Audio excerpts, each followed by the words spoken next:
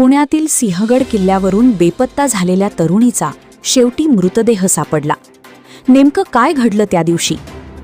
सिंहगड किल्ल्याच्या शांत वातावरणात घडलेली एक घटना सध्या संपूर्ण पुणे जिल्ह्याला हादरवून टाकते आहे. एक 28 वर्षीय तरुणी अचानक बेपत्ता होते आणि 2 दिवसांनी तिचा मृतदेह सापडतो. नेमकं काय घडलं त्या दिवशी, हा प्रश्न सगळ्यांच्या मनात निर्माण झाला आहे. मनीषा धर्मदास गायकवाड असं या तरुणीचं नाव असून ती मूळची नांदेड जिल्ह्यातील धनेगाव येथील रहिवासी होती. सध्या ती चिंचवडमधील बिजलीनगर भागात राहत होती. 28 एप्रिल 2026 पासून तिचा अचानक संपर्क तुटला होता. कुटुंबियांनी वारंवार संपर्क साधण्याचा प्रयत्न केला, पण तिचा फोन लागत नव्हता. त्यामुळे चिंतेचं वातावरण निर्माण झालं. दरम्यान सिंहगड किल्ल्याच्या परिसरात तिचा मोबाईल, बॅग आणि काही वैयक्तिक वस्तू सापडल्या. ही माहिती मिळताच कुटुंबियांनी तात्काळ हवेली पोलीस ठाण्यात तक्रार दाखल केली आणि त्यानंतर सुरू झाली एक मोठी शोध मोहीम.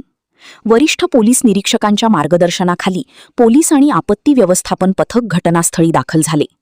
29 एप्रिल रोजी संध्याकाळपासून रात्री उशिरापर्यंत परिसरात शोध सुरू होता, पण अंधार आणि डोंगराळ भागामुळे अडचणी निर्माण होत होत्या. त्यामुळे त्या दिवशी कोणताही ठोस पुरावा मिळू शकला नाही. मात्र दुसऱ्या दिवशी सकाळी पुन्हा शोध मोहीम सुरू करण्यात आली. या मोहिमेत पोलीस अधिकारी आणि रेस्क्यू टीम पूर्ण ताकदीने सहभागी झाली.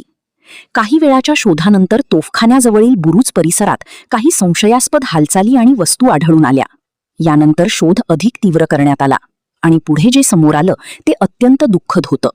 खोल दरीत तरुणीचा मृतदेह आढळून आला.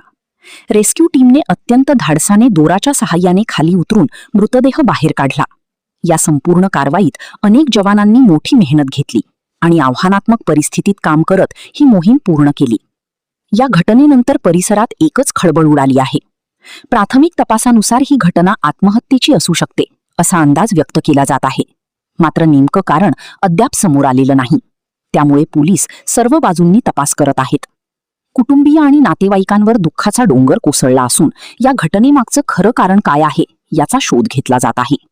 या प्रकरणामुळे पुन्हा एकदा मानसिक ताण आणि एकटेपणासारख्या मुद्द्यांवर चर्चा सुरू झाली आहे. आयुष्यात कितीही अडचणी आल्या तरी योग्य वेळी मदत आणि संवाद खूप महत्त्वाचा असतो, अशी भावना अनेक जण व्यक्त करत आहेत. दरम्यान प्रशासन आणि रेस्क्यू टीमने केलेल्या कामाचं कौतुक केलं जात आहे. अत्यंत कठीण परिस्थितीतही त्यांनी संयम ठेवून ही मोहीम यशस्वी केली. या घटनेचा पुढील तपास सुरू असून लवकरच अधिक माहिती समोर येण्याची शक्यता आहे. पण सध्या मात्र एकच प्रश्न सर्वांच्या मनात आहे की त्या दिवशी नेमकं काय घडलं आणि या घटनेमागचं खरं कारण काय आहे.